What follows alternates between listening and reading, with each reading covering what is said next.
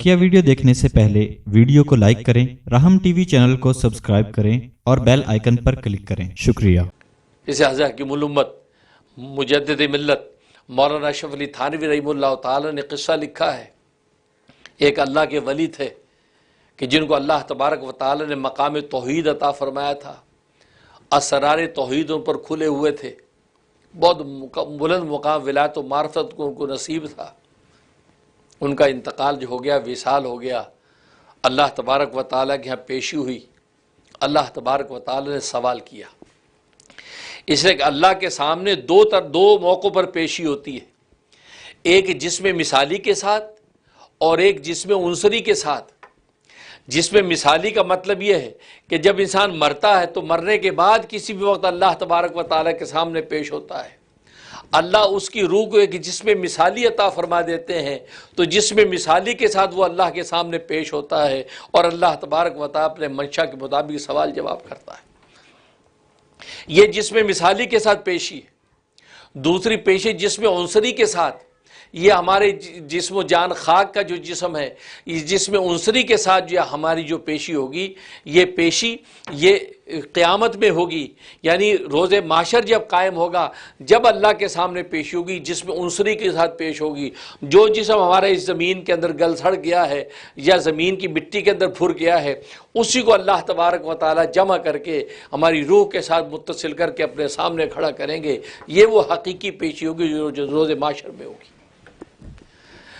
तो वो जिस्म उनसरी की पेशी है। लेकिन उससे पहले जिस्म मिसाली की पेशी, तो जिस्म मिसाली की जब पेशी हुई और अल्लाह के सामने अल्लाह के वली जब खड़े हुए, तो अल्लाह तबारक व ताला ने सवाल किया, ए अल्लाह के बंदे, मेरे दरबार में क्या लेके आया है? ज़ाहिर है कि आज दुनिया के बादशाह के पास जाता है कि साहिब मनसब के पास जाता है तो कुछ लेके जाता है, कोई तहफ़ पेश करता है। तो ज़ाहिर है कि बादशाहों के बादशाह के पास आज पेशी हुई तो बादशाहों का बादशाह पूछता है कि मेरे लिए क्या लाया है, मेरे लिए तोहफ़ा कौन सा लाया है, सौगात दुनिया से क्या लाया है। उस अल्लाह वाले ने क्या बात कही? उस अल्लाह वाले ने कहा कि ए रब्बे ज़ुल जलाल, मैं आपके दरबार में तौहीद का तोहफ़ा लेके आया हूँ। तौहीद का तोहफ़ा लेके आया हूँ। ना कभी मैं शिरके जली में मुब्तला हुआ, ना शिरके ख़फ़ी में कभी इसका तसव्वुर हुआ। मकाम तौहीद यानी आपके अलावा कहीं निगाह नहीं उठाई, ये मकाम तौहीद लेके आया हूँ। और गोया कि इय्याका नअबुदु व इय्याका नस्तईन, तेरी ही हम इबादत करते हैं और तुझ ही से हम मदद मांगते हैं। तो ही का तसव्वुर लेके आया, भी का तसव्वुर नहीं लाया। तेरी भी हम इबादत करते हैं, तुझ से भी मदद मांगते हैं। ज़रा भी में शिरक है, लेकिन ही के अंदर शिरक नहीं है। इय्याका नअबुदु, तेरी ही हम इबादत करते हैं, तौहीद का आली मकाम लेके आया हूँ। अब ज़ाहिर है कि इन्होंने तौहीद पेश कर दी, मैं आपके लिए तौहीद लाया हूँ। अल्लाह अकबर। रब्बे ज़ुल जलाल ने फरमाया कि ए अल्लाह के बंदे, वो फुला रात सर्दियों की तुझे याद है? हाँ रब्बे, उस रात के अंदर तूने दूध पिया था? हाँ मैंने पिया था।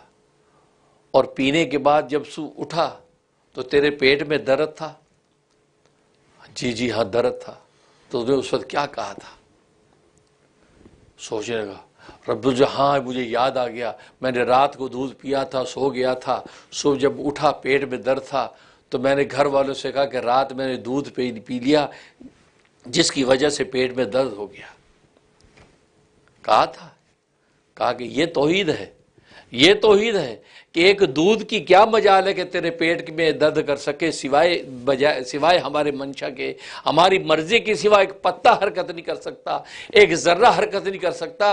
तूने पेट में दर्द होने की निस्बत दूध की तरफ कर दी कि दूध ने पेट में दर्द कर दिया, तो उस वक्त तेरी तौहीद कहाँ चली गई थी?